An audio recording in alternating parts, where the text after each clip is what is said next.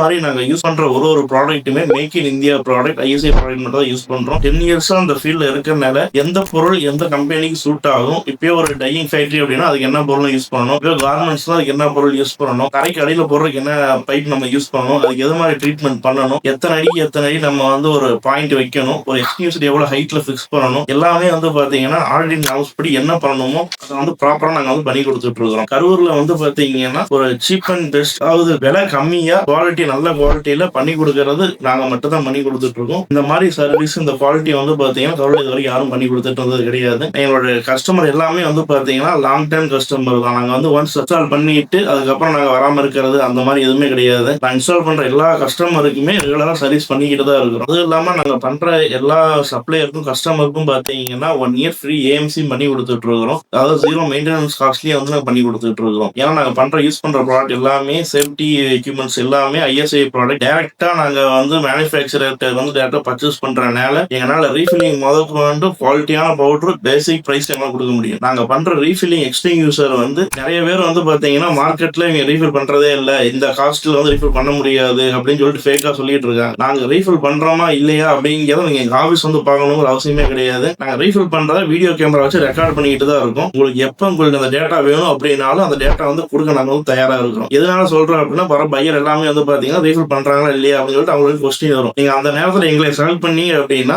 அந்த extinguisher refill பண்ணியிருக்கிறாங்க அதுக்கான வீடியோ முதற்கொண்டு அவங்கள்ட்ட சப்மிட் பண்ணலாம். எல்லாமே நாங்க ரீஃபில் பண்ணி கொடுக்கும் போது டாக்குமெண்டோட தான் நாங்க அவங்கள்ட்ட சப்மிட் பண்ணுவோம்.